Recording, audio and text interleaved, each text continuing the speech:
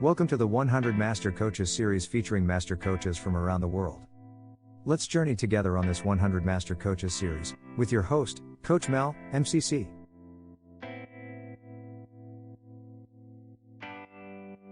Kirsten Dierolf is a Master Certified Coach and member of the ICF Assessor team for PCC and MCC.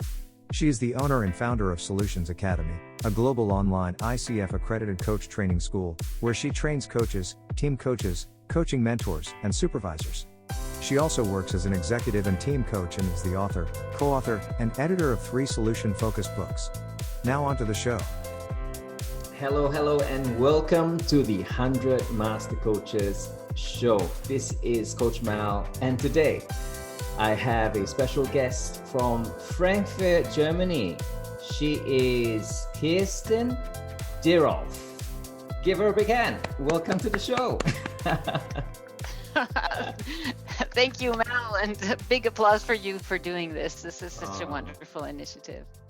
Thank you so much. So perhaps just as a starter, how have you been?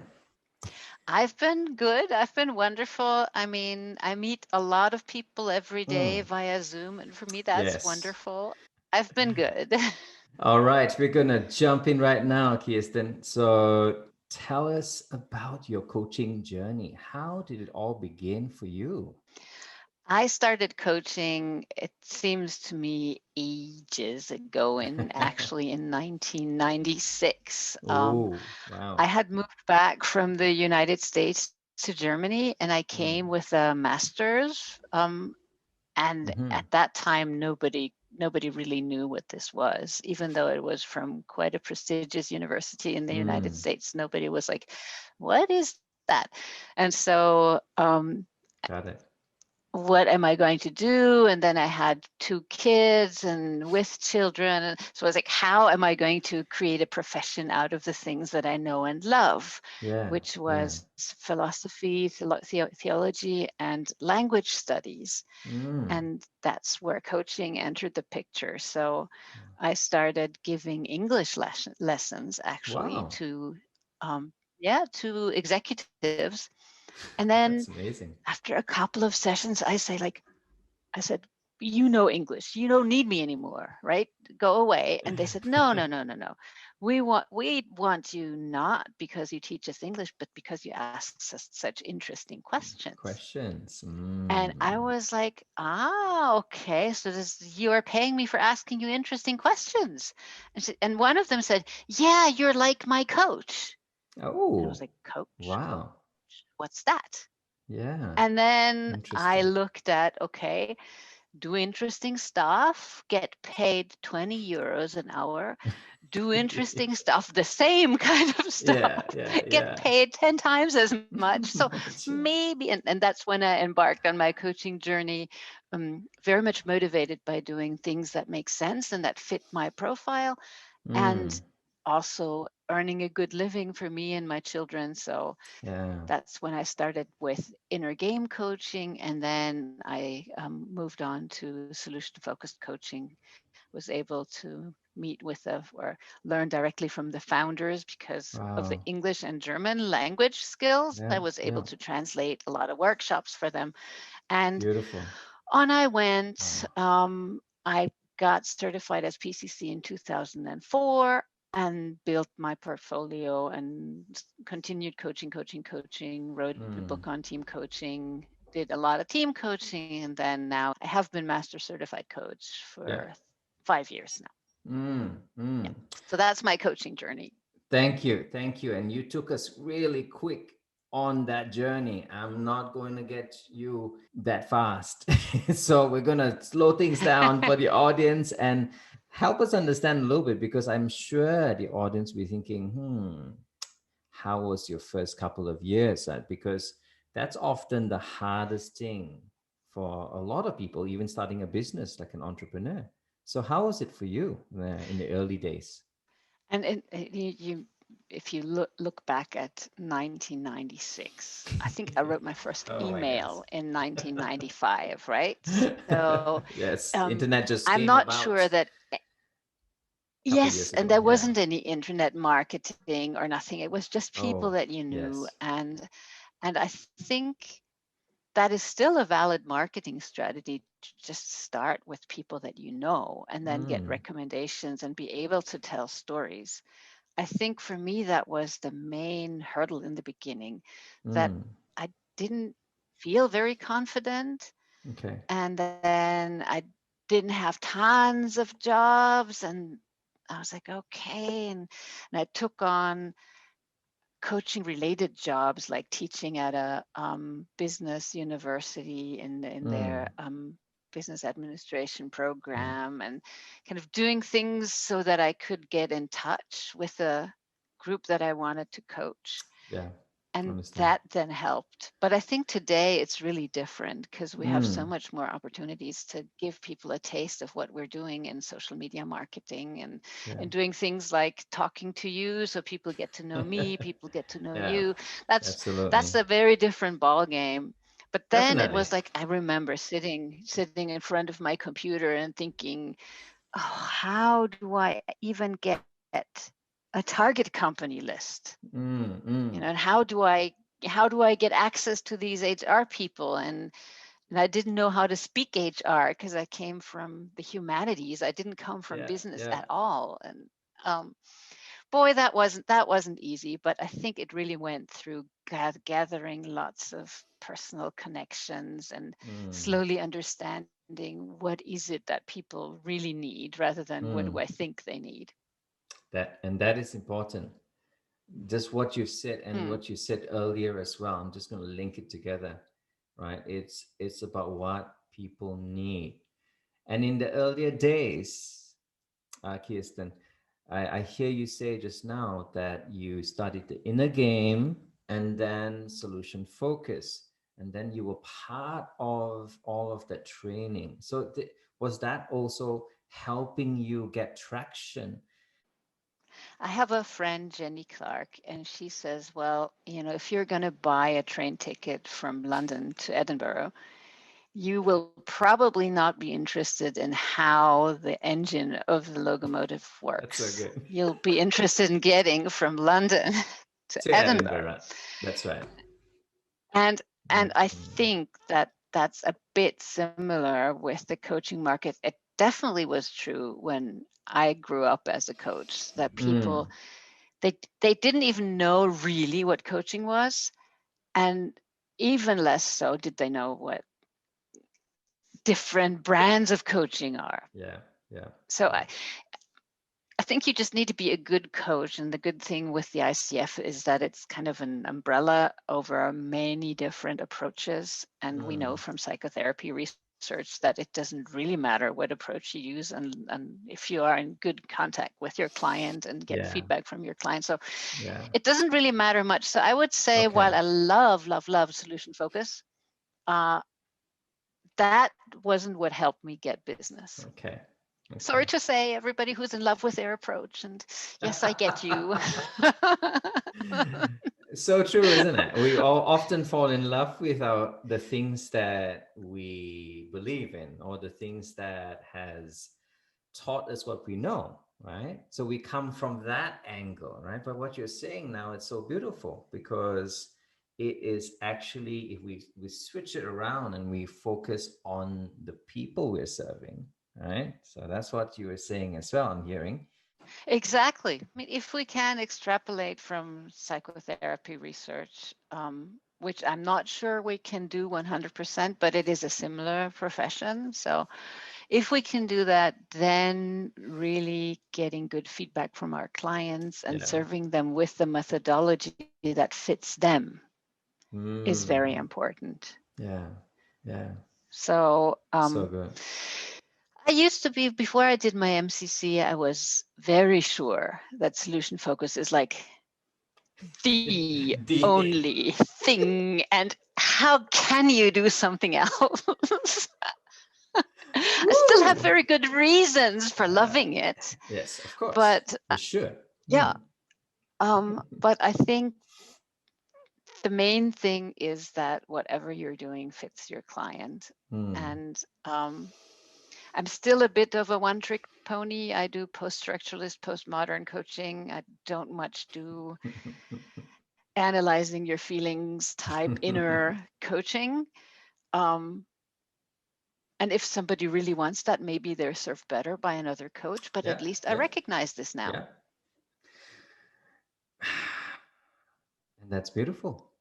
Yeah. Yeah. And that's kind of what the MCC journey helped me to see, that they're just basically whenever two people get together and one person is willing to help the other person, even if it's not coaching, even if it's like really crummy, it's probably better than for that to have happened than for that to not have happened.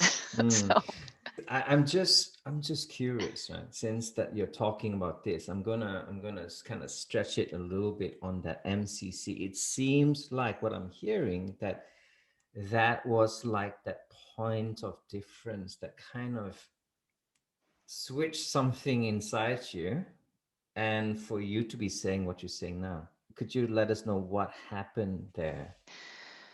What happened? I had two wonderful mentors, Carly Anderson and Margaret Kriegbaum. So I work with them. And I think just learning another another vocabulary maybe to discuss coaching with the ICF core competencies and the focus. I think what enabled me to do it. In the beginning, I was like, oh my God, presence. What on, how do you see, feel, touch, presence? What is that thing, right? I remember Carly saying to me, well, you have to pay attention to the full humanity of your client. And I was like, Carly, can you be more specific? I do not understand what you mean. And being able to decipher the ICF vocabulary and make sense of it in my way of doing things was very, very helpful. And I think asking myself the question of how can I show in my approach, in my world, what can be recognized as masterful coaching by the ICF. That was a very valuable question. And that's also what stayed with me for my mentees. I've always looked at their own sparkle, and every coach brings something beautiful already. So it's about making that so brilliant that any assessor will recognize it, rather than having everybody, run through the same mold of MCC-ness, which would be so sad if it happened. And just when you said that, I had this picture of you, helping with the shine, right? It's like that diamond in the rough, right? And you are helping that shine come out, and everyone has a different brilliance coming out of that. Exactly. Exactly. That's so beautiful. And there's so many different ones. I mean, I was working with a Tony Robbins coach who got his MCC, I think, last year or something. Wow. Okay. And his ability to be, not in a bad way, cheerleading the client, to believe in the client even more than the client was believing themselves, giving confidence. And that's so wonderful. And of course, in MCC, you have to temper it with being non-judgmental, non-evaluative. So keeping the energy and making it recognizable as MCC. Wow. Yeah, or if you're coming from a strategic background and you have this keen eye for structure and topic and where is the discussion going, and you're staying out of the content as a coach, that's it's a real strength. Being able to know what is going on in the coaching, and then keeping that, and inviting maybe to be in the conversation yourself a little bit more, to interact more, a little bit more, quote unquote, naturally as you. So those are the examples that I think I really learned through my MCC journey that everybody has something to offer and everybody can learn to be a better coach by building on what they already have. So good, so good. And I'm still going to be asking you the 3 insights question, right now. Because over the past, and I'm counting with my fingers, at 24 years, is that correct? Since 1996. Something like that, yes. Something like Yeah.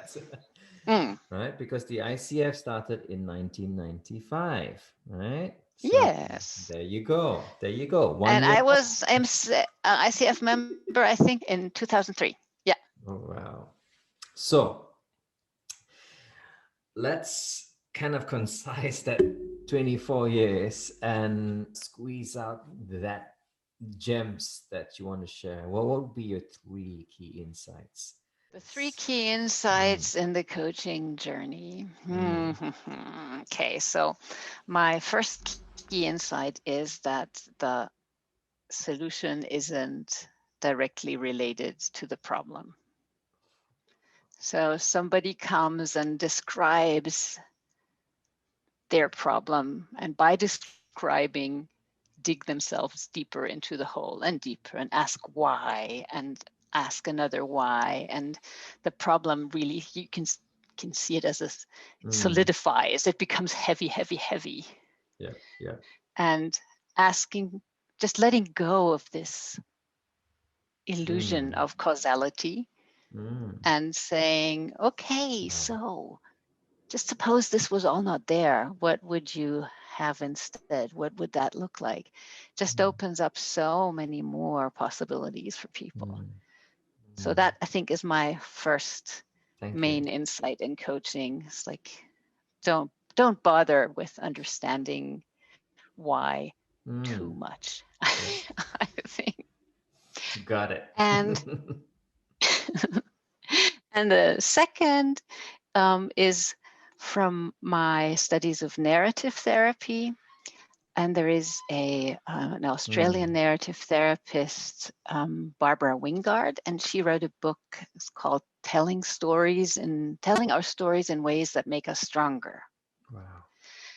And I think that's the job of a coach, is get people to tell their stories in ways that make them stronger. So tell the story of your resilience, tell the story of why you aspire to be who you want to be and what tells you that you can be that version of yourself, rather than tell the story of why it's impossible or why it's difficult, without, and continuing to acknowledge the hardship, obviously, but just being on the lookout for all the little signs that tell us, oh, whoa, this can change, It can, and we can tell your stories your story in ways that make you stronger. And by me listening to your story and retelling your story and telling you about the ripple effects that your story has in my life, that story becomes big and beautiful.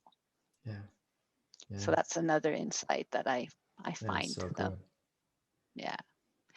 And the third I learned from ICF, from my master coach, my mentors, Carly and Margaret mainly, which is the power and the love that I have for partnering with a client.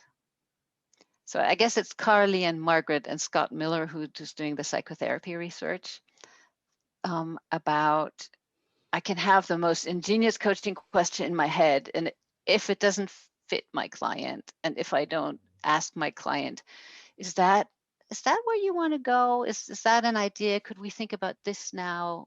Or if I'm aware of where does the conversation turn, where are these switches? And then instead of me deciding, no, I'm going to ask you a miracle question, exploring it.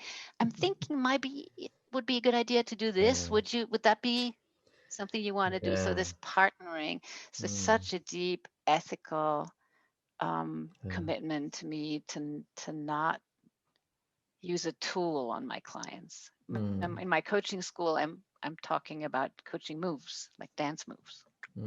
rather than tools, because a tool implies, I'm taking a wrench and I'm doing something to you. And that's not at all what we're doing. We're doing something together. We're co-creating. Yeah. So those are my 3 insights. Thank you for asking. I was never aware that they are 3, but maybe they're 5. There were probably more than 3 within the 3. Right? Possibly. That's how it's so beautiful. So Kirsten, if you ever had a chance to do it all over again, what would you actually do differently? I think the only thing that comes to mind is that in Germany, there is still this very strong dominant story about mothers who are working are naturally not good mothers. We even have a term for it, Rabenmutter, which is a raven mother who kicks the kids out of the nest and is really bad mother and is very selfish. And so this is the story of you can't be a good mother and successful at the same time. And that did hold me back. And I hope my kids would agree that I really took being a mother very seriously.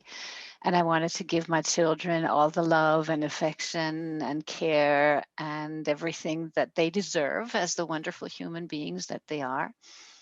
And at the same time, I was working a lot, building the business. And I wish I could have been a little bit more gentle on myself to see, hey, you don't have to get everything done now. You can enjoy your children, take the business as it grows, take the children as they grow. This lovely saying, the grass doesn't grow faster when you pull it. So it's like, I feel like I was using too much energy to pull the grass to make it grow. When actually it probably would have happened the same way if I had just leaned back and was a little bit easier on myself. Wow. So I think that and maybe all the working mothers and fathers, obviously, who are listening to this might take this as an encouragement to not push themselves so hard and trust in their abilities to make it happen and enjoy it at the same time. And a breath of fresh air that comes with it. Yes. I just felt that I also needed to take that breath. You said you have 3 kids, right? So yes, I do. And with the whole work from home situation, as we all have experienced recently, has of course stretched some of our patience and conversations and the way we work with each other. So I love just what you said about being kinder to ourselves. So true. So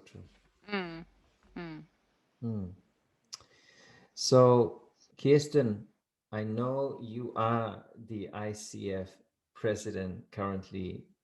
Well done for Germany. Congratulations. Yes, I'm That's happy. We have a great team. We have it's amazing, like 14 people on the board, and every one of them has their own special superpower. So that's going to be cool. And you did say you've been with the ICF for a bit right now, right?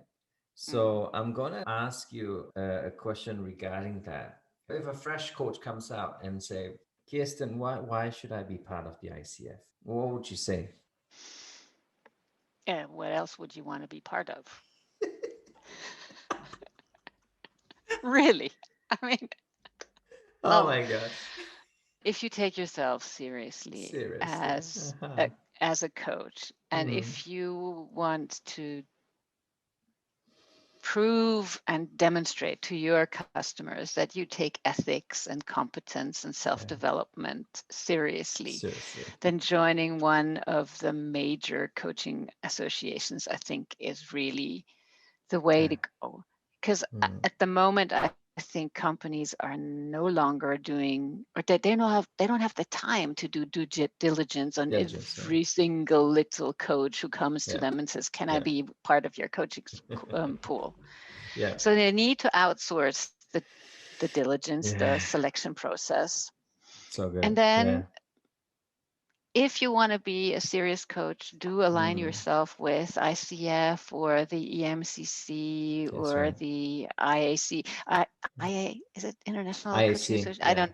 Association of Coaching, yeah. And that's the AC as well, right? Association. Yeah, the AC as well. Coaching. Yeah. But an association that takes coaching seriously and ethically. And ICF is the biggest and it's the most well known. And I mean, I think you get the most, sorry for the colloquialism, bang for your buck with ICF because it is very recognized. Everybody knows it. And if you are joining a smaller association, you might have a few benefits that ICF might not offer. But then you still have to go about explaining. So I am a member of this small association, and then you have to go, okay, so and it doesn't do the job of the outsourced due diligence. Very nice. So Very ICF, from a practical, from an ethical, and from a fun perspective, is a good choice, I think. And I like to add with that, I've been with the ICF for a bit as well. So I go tick, tick, tick, tick. I agree with you. And then it's also part of that whole global community, right? Exactly. So when I see you on LinkedIn even, right, I'll be like, that's like my friend, right? We're connected somehow, right? It's like, oh, yes. ICF, okay. It's like a language, right? Where we speak that same coaching excellence language, right? So that is important. And I purposely got you to speak about that because, I wanted everyone to be hearing it from you, not just from me, because I can tell my story as well, right? And people have asked me, right, Mel, why? And I'm like, listen to Kirsten now. Okay. That kind of segues us to the next question about the future. What do you sense or feel or think that future of coaching is going to be like, Kirsten? So we did an open space with ICF Germany members on future search. Oh, wow. Okay. Which I was able to facilitate, and it was so much fun. And we did a huge trend mind map. So what are the mega trends that we are seeing? So now you get the wisdom not only from Kirsten, you are getting the wisdom from the whole group.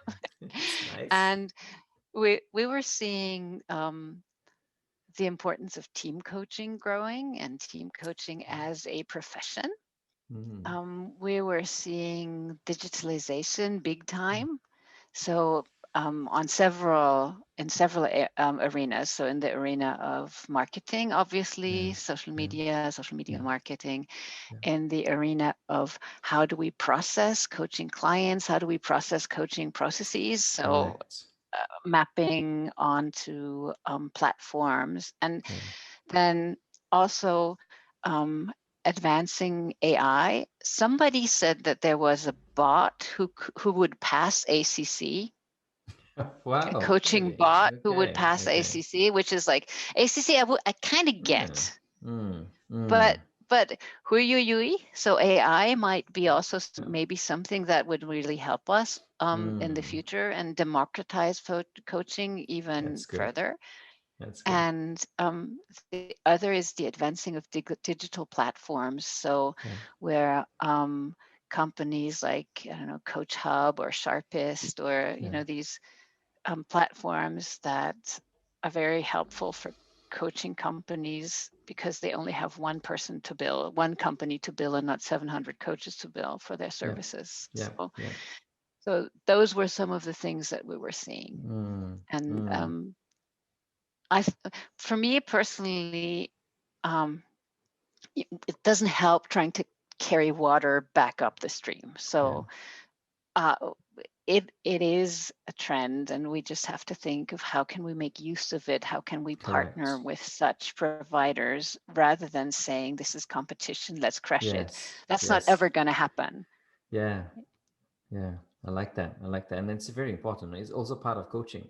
It's about partnership, right? And not seeing it as something that it's going to deter it. I think it's going to only spur it forward. We weren't sure on what exactly it would do, but we were sure that we want to engage. And one of the ideas that we had would be to provide a certification or accreditation for platforms. Ooh. So I don't know if ICF Global can do that, but wouldn't that be cool that only ICF certified platforms would be like the gold standard of a coaching platform? Wow. I mean, I'd love to do this more often. I think if you sit together and really identify trends and just think what everybody thinks the future might hold with this idea of we don't know it. It gives you more creativity, maybe. I think creativity is what you can't predict the future, but absolutely. And creativity will spark brilliance. It again coming out from the shine, from the different diamonds that will be coming along the way as well, right? Haven't been shined yet, haven't been made aware of that light. So I think that is the beauty of it, right? We've got a couple more questions, Kirsten. We would like to actually hear your master wisdom for new budding coaches coming in. So if you had one or two thoughts about that.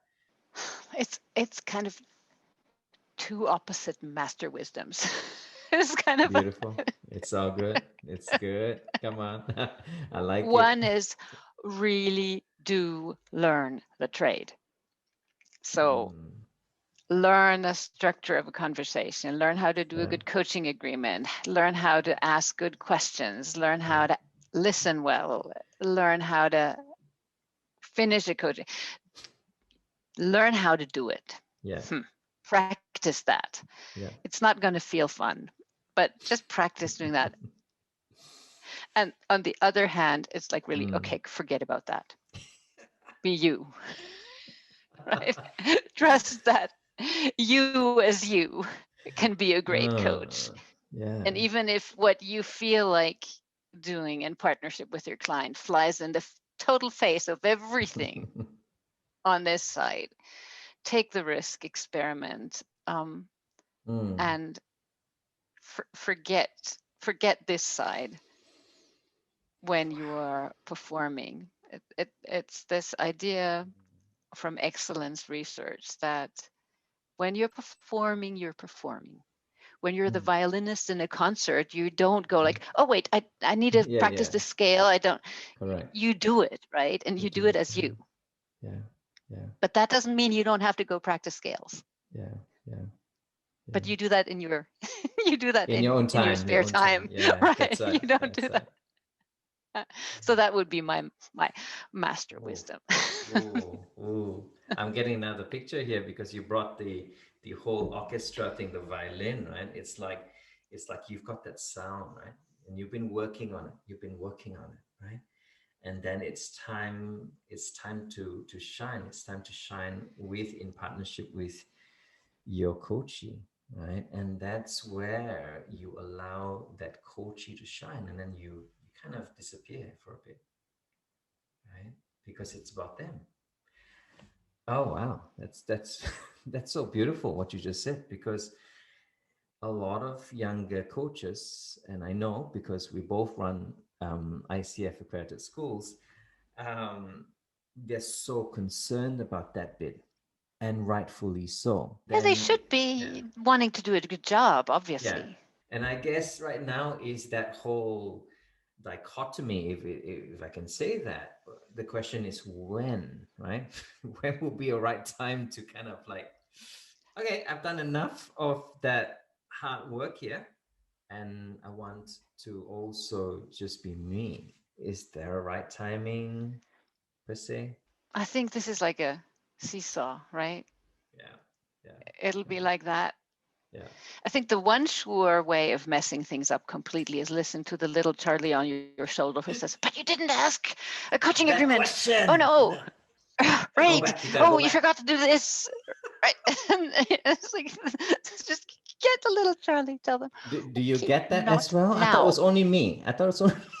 No, I have. Yeah. Oh, I know. I'm very good friends with my Charlie. Yeah, it's like shut up. Yeah. Not now, but Charlie is very useful when I'm listening to my recordings, but not when I'm coaching. Oh my gosh, this is so fun. And I'm still going to come to the next question, because Yes, please do. every one of our master coaches thus far has given their question. So if I were to ask you, Kirsten, of all the questions that you could ask, what would be one that you leave behind for the audience today? Suppose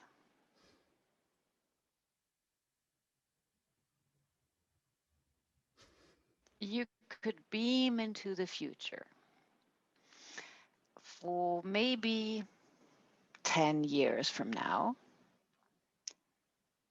and you've developed into this wonderful coach who embodies all of your values and has learned all of the skills that you want to learn.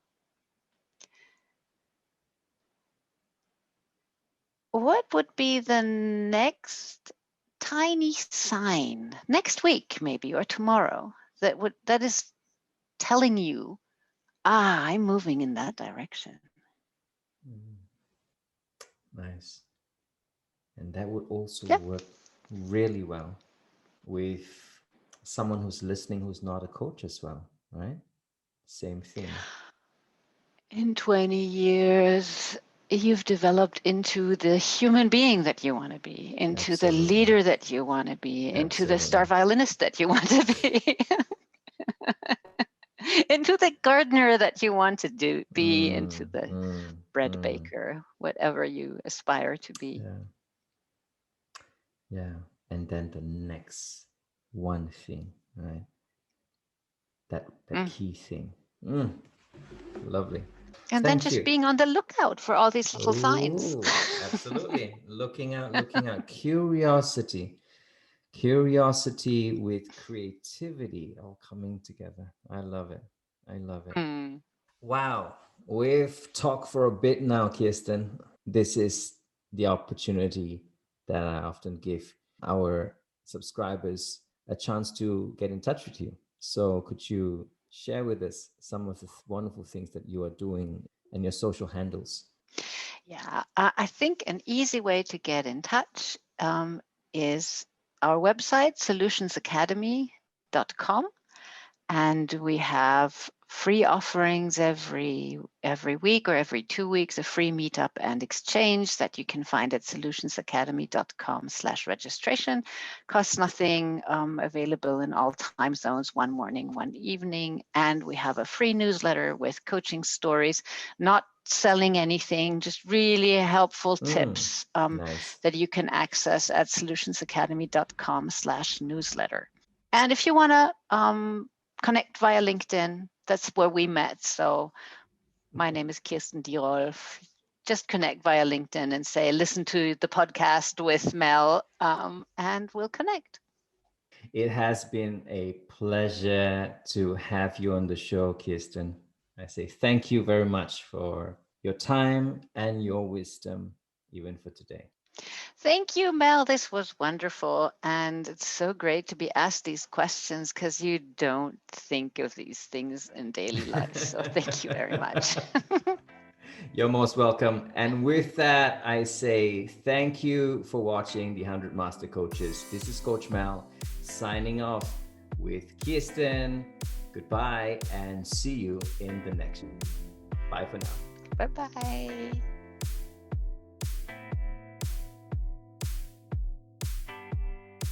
You have been watching the 100 Master Coaches series with your host, Coach Mel, MCC. Brought to you by Catalyst Coach. www.catalystcoach.live. We will be right back with our next Master Coach on the 100 Master Coaches series.